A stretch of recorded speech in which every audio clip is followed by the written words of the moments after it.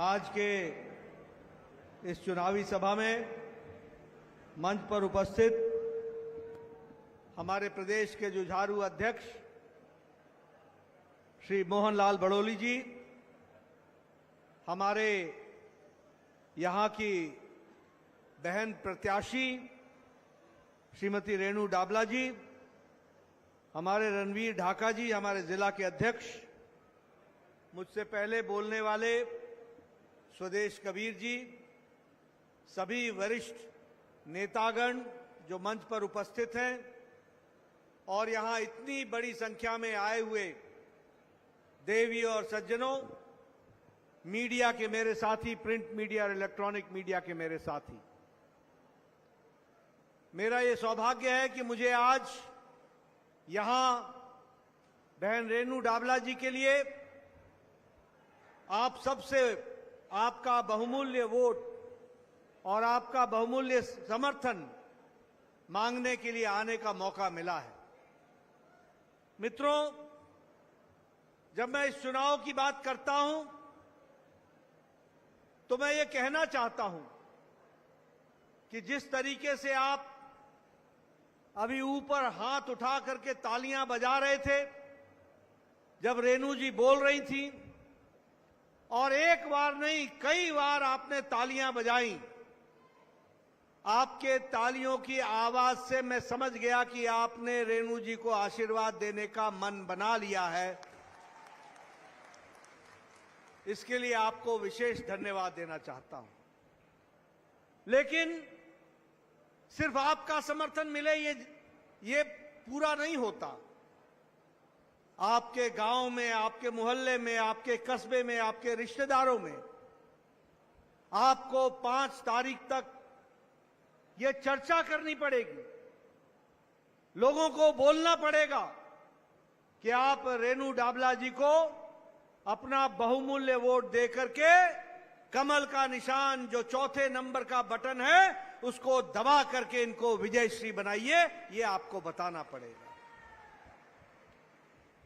और मित्रों, ये जब आप बताएंगे तो आपको कारण भी बताना चाहिए कि क्यों हम रेणु जी के लिए वोट मांग रहे हैं।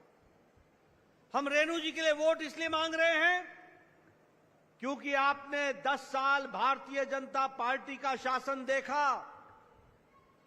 आपने 2014 में हमें जीत हासिल कराई, आपने 2019 में हमको जीत हासिल कराई, और आप 2024 में तीसरी बार कमल खिलाने जा रहे हैं। इसके लिए आपको बहुत बहुत बधाई। लेकिन कमल क्यों खिला रहे हैं? कमल इसलिए खिला रहे हैं क्योंकि हरियाणा को खिलना चाहिए और विकास के साथ जुड़ना चाहिए, इसलिए कमल खिला रहे हैं। नॉन स्टॉप हरियाणा, नहीं रुकने वाला हरियाणा। लेकिन मैं बार बार बोलता हूं कि अगर चांद की पूर्णमासी देखनी हो तो अमावस्या याद रखनी चाहिए। अगर उजाले का आनंद लेना हो तो अंधेरे की त्रासदी को भी ध्यान में रखना चाहिए। और जब मैं अंधेरे की त्रासदी की याद दिलाना चाहता हूं तो याद करो, हरियाणा में जब कांग्रेस की सरकार थी तो जमीनों के घोटाले होते थे कि नहीं होते थे? जरा जोर से बोलो, होते थे कि नहीं होते थे? बड़े बड़े धन्ना सेठ गरीब किसान की भूमि को हड़पते थे कि नहीं हड़पते थे? आप याद करो, 10 साल पहले नौकरी खर्ची पर और पर्ची पर लगती थी कि नहीं लगती थी?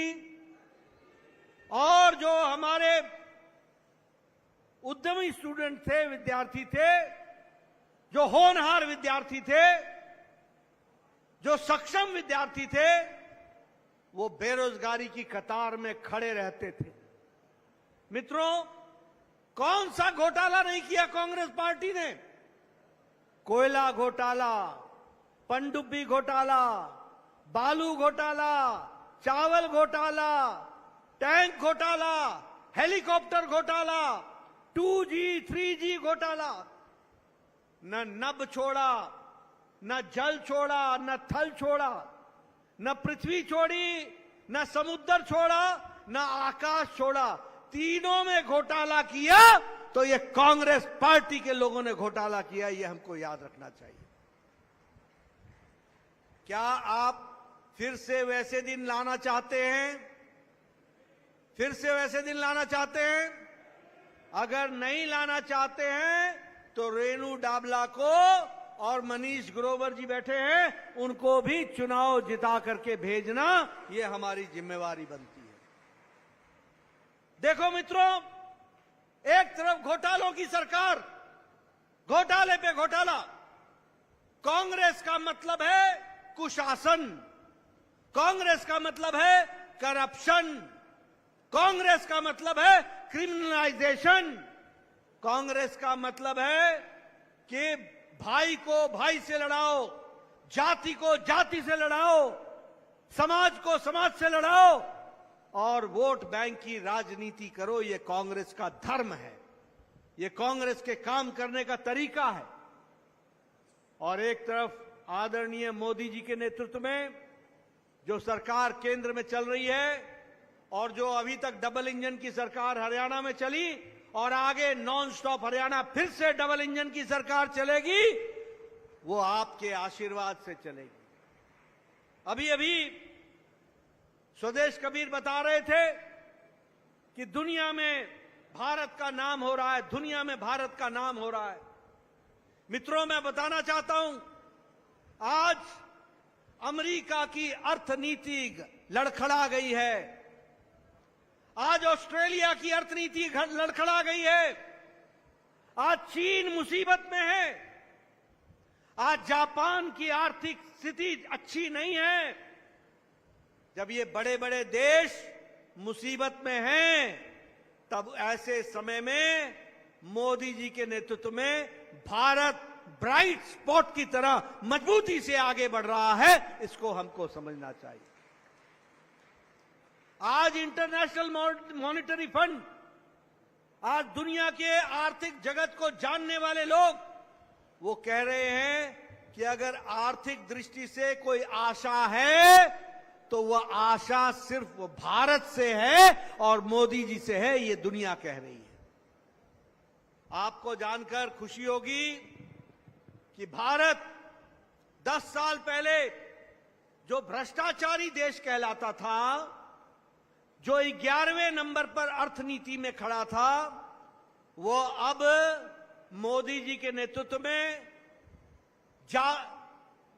ब्रिटेन को, ब्रिटानिया को, इंग्लैंड को, जिन्होंने हमको 200 साल राज किया, उनको हम पछाड़कर भारत आज 5वें नंबर की अर्थव्यवस्था बन गई, 5वें नंबर की अर्थव्यवस्था। और मित्रों, आपने मोदी जी को जो आशीर्वाद दिया है, तीसरी बार प्रधानमंत्री बनाया है और नायब सिंह सैनी को फिर से आप तीसरी बार यहां मुख्यमंत्री बनाएंगे। नॉन स्टॉप हरियाणा चलेगा और नॉन स्टॉप चलेगा तो भारत दुनिया में तीसरी आर्थिक शक्ति बन जाएगा, यह भी हमको समझ लेना चाहिए। और इसीलिए मित्रों, चाहे इलेक्ट्रॉनिक का मैन्युफैक्चरिंग की बात हो, आज हम इलेक्ट्रॉनिक एक्सपोर्ट दुनिया को 70,000 करोड़ रुपए का एक्सपोर्ट कर रहे हैं। आज हम, आप लोगों के हाथ में मोबाइल होगा, 10 साल पहले इस मोबाइल पे लिखा होता था मेड इन चाइना, इस मोबाइल पे लिखा होता था मेड इन ताइवान, इस मोबाइल पे लिखा होता था मेड इन जापान, इस मोबाइल पे लिखा होता था मेड इन इंडोनेशिया। आज अपना मोबाइल निकाल करके देखो, उसमें लिखा है मेड इन इंडिया। आज 97% मोबाइल आज भारत में बन रहे हैं, 97%। खिलौना, मोदी जी ने मन की बात में कहा कि हम भारत के खिलौने खरीदें। आपको जानकर आश्चर्य होगा कि दीपावली में हमारे गणेश जी 10 साल पहले गणेश भगवान भी चाइना से बन करके आते थे, जिसको आप पूजते थे। चाइना में बनता था गणेश जी की मूर्ति, शंकर जी की मूर्ति। आज खिलौने में और मूर्तियां बनाने में भारत दुनिया में तीसरे नंबर का एक्सपोर्टर बन गया, तीसरे नंबर का एक्सपोर्टर बन गया। दवाई में आज दुनिया की डिस्पेंसरी भारत बन गया है, दुनिया की डिस्पेंसरी। सबसे इफेक्टिव दवा, सबसे असरदार दवा और सबसे सस्ती दवा आज भारत बना रहा है और दुनिया को दे रहा है। यह भी हमको समझना चाहिए। मित्रों, ये कोरोना आया था, कोरोना पहली बार मोदी जी के नेतृत्व में 9 महीने के अंदर एक नहीं 2-2 वैक्सीन मोदी जी ने बनवाई, 2-2 वैक्सीन। और आपको जान करके खुशी होगी कि 100 देशों में वैक्सीन मैत्री के तहत भारत की वैक्सीन दुनिया के देशों को दी गई। ये पहली बार हुआ, ये भी हमको समझना चाहिए। और आपको जान करके खुशी होगी कि 48 देशों को भारत ने मुफ्त में वैक्सीन दी, मुफ्त में। यानी भारत अब मांगने वाला भारत नहीं है। मोदी जी के नेतृत्व में भारत देने वाला भारत बन गया, भारत देने वाला भारत बन गया। और इसलिए अब मैं अगर आपको बात बताऊं, ऑटोमोबाइल में भारत आज तीसरे नंबर का मार्केट बन गया, तीसरे नंबर का मार्केट। दुनिया में सबसे ज्यादा गाड़ियां और मोटरसाइकिल खरीदी जा रही हैं तो भारत में खरीदी जा रही हैं। जापान को पछाड़ करके हम तीसरे नंबर के ऑटोमोबाइल मार्केट बन गए हैं। और इसी तरीके से मैं ये भी आपको बताना चाहता हूं कि मोदी जी का आशीर्वाद, टैक्स के माध्यम से आया हुआ पैसा, उसमें से हरियाणा के विकास के लिए 4 गुना पैसा बढ़ा दिया गया है, 4 गुना हरियाणा के लिए बढ़ा दिया गया। ग्रांट इन एड, जो आपको ग्रांट मिलती है हरियाणा को, वो 3.5 गुना बढ़ा दिया गया, 3.5 गुना बढ़ा दिया गया। इसी कारण से ये नॉन स्टॉप हरियाणा चल रहा है। और उसी तरीके से 2.70 लाख करोड़, 2.7 लाख करोड़ पिछले 10 सालों में विकास के नाम पर हरियाणा की धरती पर लगा है और हरियाणा को विकास के साथ जोड़ा है। मित्रों, मुझे खुशी होती है बताते हुए कि जल जीवन मिशन में हरियाणा नंबर 1 पर खड़ा है। हर घर पानी पहुंचाने का काम किया है तो हरियाणा ने किया है और विकास की नई कहानी लिखी है। आपको जानकर खुशी होगी कि इंडियन इंस्टीट्यूट ऑफ टेक्नोलॉजी, उसका कैंपस भी झज्जर में बनने के लिए शिलान्यास हो गया है। आपको जानकर खुशी होगी कि मोदी जी के नेतृत्व में जब मैं पिछली बार स्वास्थ्य मंत्री था तो कैंसर का सेंटर, सबसे बड़ा सेंटर, देश का सबसे बड़ा सेंटर, वो झज्जर में खुला है और झज्जर में उसका काम चल रहा है। आपको जानकर खुशी होगी कि रेवाड़ी में all India institute of medical sciences खोला जा रहा है। 1600 करोड़ रुपए की लागत से वह रेवाड़ी का all India institute of medical sciences बन रहा है। गुरुग्राम में मेट्रो का काम शुरू हो रहा है। आपको जानकर अभी मैं आया हूं पुलिस लाइन से, यहां पर हाईवे, कहीं पर बाईपास, एलिवेटेड रोड, बोलिए सड़कें बनी है कि नहीं बनी है हरियाणा में? अच्छी सड़कें बनी है कि नहीं बनी है? नेशनल हाईवे बने हैं कि नहीं बने हैं? और एलिवेटेड रोड बना है कि नहीं बना है? फ्लाईओवर बना है कि नहीं बना है? हरियाणा में पिछले 10 सालों में 2500 किलोमीटर सड़क नेशनल हाईवे बना है, 2500 किलोमीटर। और मैं ये भी बताना चाहता हूं कि हरियाणा में Delhi Mumbai expressway, Delhi Amritsar expressway, Ambala Kotputli expressway और अमृतसर भटिंडा जामनगर, ये सब हरियाणा से जाने वाले एक्सप्रेसवे हैं जिनको आगे बढ़ाया गया है। मित्रों, आपको जानकर खुशी होगी कि हरियाणा में रेल पर, रेल की पटरियों पर और इलेक्ट्रिफिकेशन में बजट हरियाणा का रेल में 9 गुना बढ़ा दिया गया, 9 गुना बढ़ा दिया गया। आज हरियाणा में कहीं भी डीजल का इंजन नहीं चलता।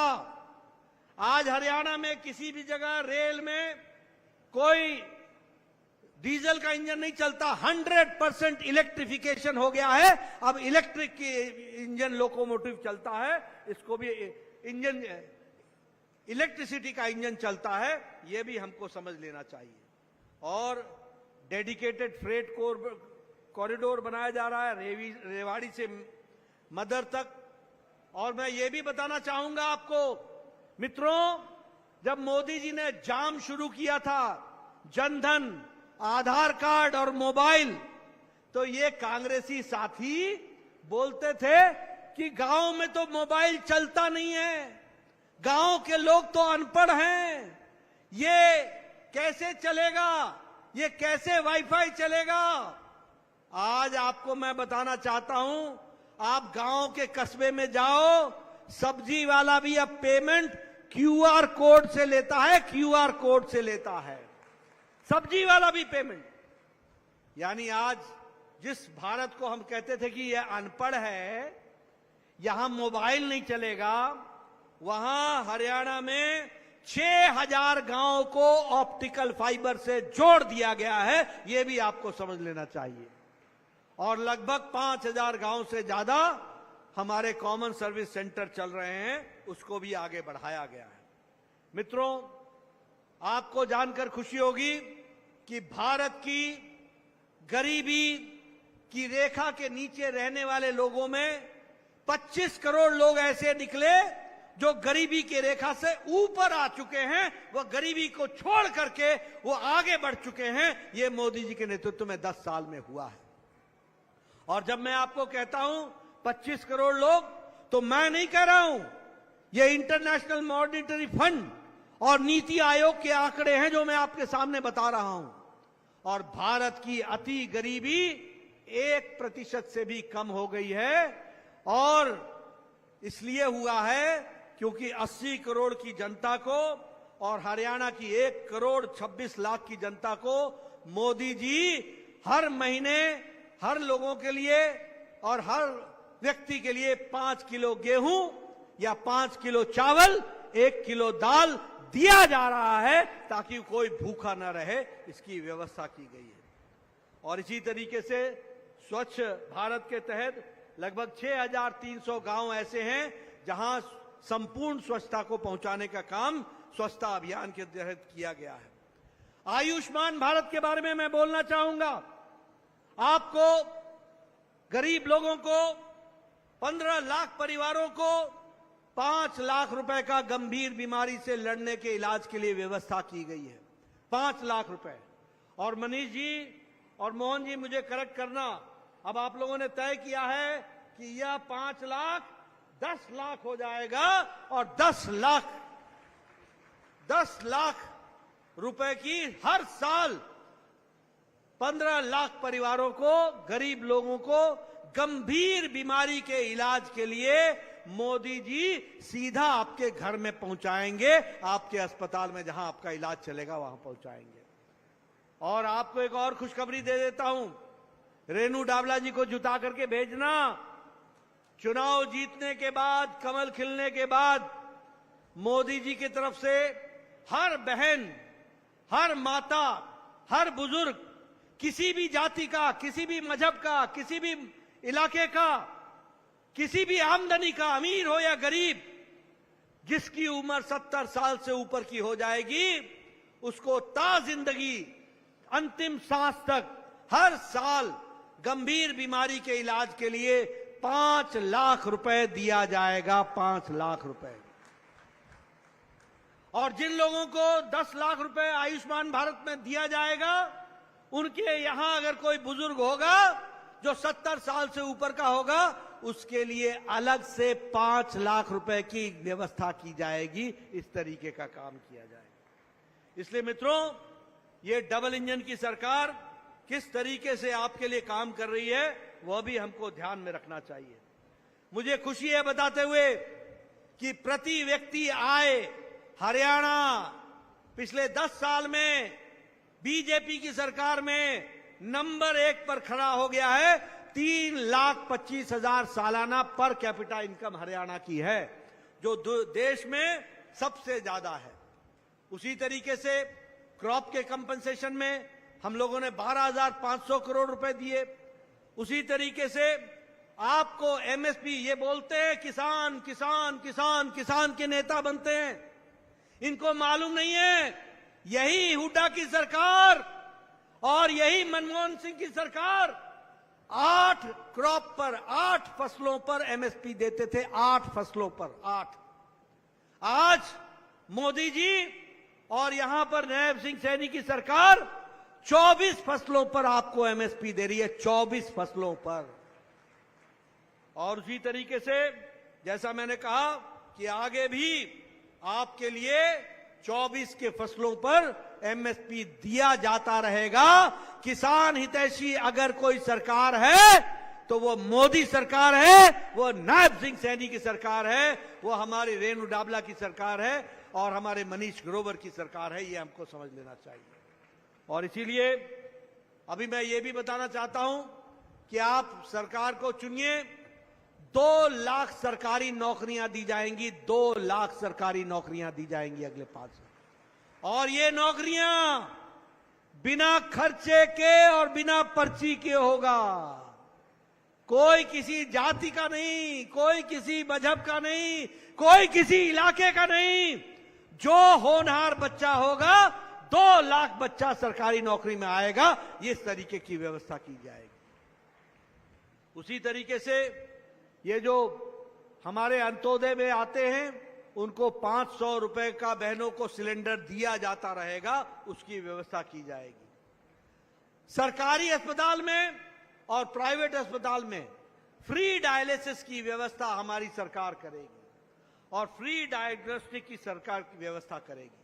अभी मोहनलाल बड़ोली जी बता रहे थे कि अव्वल बालिकाओं को गांव में अच्छे पढ़ाई करें और स्कूल जाएं, कॉलेज जाएं, इसके लिए उनको स्कूटर दिया जाएगा और स्कूटी की व्यवस्था की जाएगी। इसको भी हमको ध्यान में रखना चाहिए।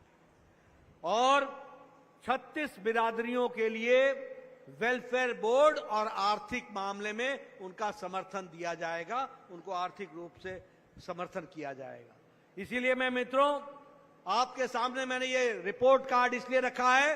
एक तरफ वो लोग हैं जो परिवारवाद करना चाहते हैं, एक तरफ वो लोग हैं जो जमीनों का घोटाला करना चाहते हैं, एक तरफ वो लोग हैं जिन्होंने कोयला घोटाला किया, एक तरफ वो हैं जिन्होंने पनडुब्बी घोटाला किया, एक तरफ वो हैं जिन्होंने हेलीकॉप्टर का घोटाला किया, एक तरफ वो हैं जिन्होंने बोफर्स का घोटाला किया, एक तरफ वो हैं जिन्होंने जमीनों का घोटाला किया और एक तरफ भारतीय जनता पार्टी है जो विकास के लिए आपके साथ तत्पर होकर के चल रही है और नॉन स्टॉप हरियाणा रेणु डाबला जी के साथ मिलकर के चल रही है। इसको हमको ध्यान में रखना चाहिए। मित्रों, इन्होंने कांग्रेस की सरकार मेरे प्रदेश हिमाचल में बनाई। ये काठ की हांडी बार बार नहीं चढ़ती है। कहने लगे कि हम माताओं को हर महीने 1500 रुपए देंगे। मेरी माताएं हिमाचल प्रदेश में पिछले 2 साल से इंतजार कर रही हैं, कब मिलेगा। वहां का मुख्यमंत्री और मंत्री अपने 2-2 महीने की तनख्वाह छोड़ते हैं क्योंकि खजाना खाली है। कर्मचारियों को सैलरी नहीं मिलती है समय पर, कर्मचारियों का डीए नहीं मिलता है। और एक सरकार इन्होंने कर्नाटक में बनाई जहां विकास के सारे मामले ठप हैं, भ्रष्टाचार लिप्त है। वहां का मुख्यमंत्री हाई कोर्ट में गया कि मेरे खिलाफ जो मुकदमा चल रहा है उसको रोक दिया जाए, उस पर कार्रवाई नहीं हो। 3 दिन पहले कर्नाटक के हाई कोर्ट ने कहा मुकदमा चलेगा और जो दोषी है उस पर एक्शन होगा। यह बात कह दी गई। यानी इनका रिकॉर्ड भ्रष्टाचार का ही रिकॉर्ड है। और आपको जैसे मैंने बताया, अभी अभी राहुल गांधी गए थे, कहने लगे एक समय ऐसा आएगा जब आरक्षण समाप्त हो जाएगा। मैं राहुल गांधी जी को बता देना चाहता हूं कि आरक्षण था, है और सदा रहेगा, कोई उस पर हाथ नहीं लगा सकता, ये हमको ध्यान में रखना चाहिए। लेकिन ये इनकी नजर जब चुनाव आते हैं तो आरक्षण पर भाषण देते हैं, संविधान की पुस्तक लेके फिरते हैं, और जब अमेरिका जाते हैं, विदेश में जाते हैं, तो कहते हैं कि समय आएगा जब आरक्षण समाप्त हो जाएगा। बोलो ऐसे लोगों को आने देना है क्या? बोलो ऐसे लोगों को आने देना है क्या? ऐसे लोगों को समर्थन देना है क्या? मित्रों, इसलिए मैं आपसे निवेदन करने के लिए आया हूं कि विकास भारतीय जनता पार्टी के साथ जुड़ा हुआ है, और विकास होगा तो भारतीय जनता पार्टी के माध्यम से होगा। कांग्रेस पार्टी के लिए ये सरकार लाने की जो कवायद चलती है, ये सिर्फ एक एटीएम है, एटीएम। यहां से पैसा निकालो और दिल्ली में शाही परिवार पर पहुंचाओ, यही काम पड़ा हुआ है और कोई काम नहीं है। इसलिए मित्रों, याद रखिएगा, 5 तारीख रेणु डाबला जी आपका हित अगले 5 साल संभालेंगी, लेकिन 5 तारीख तक आपको इनका हित संभालना पड़ेगा और कमल के निशान पर आपको बटन दबाना होगा, ये आपसे निवेदन करना। मित्रों, अंत में मैं एक बात और कहूंगा। मैं आपसे निवेदन करता हूं, आप अपने गांव जाएंगे तो हमारे यशस्वी प्रधानमंत्री मोदी जी का राम राम जरूर सभी लोगों को पहुंचाएंगे, उनका नमस्कार सबको पहुंचाएंगे और कमल खिलाएंगे। इन्हीं शब्दों के साथ बहुत बहुत धन्यवाद। जय भारत,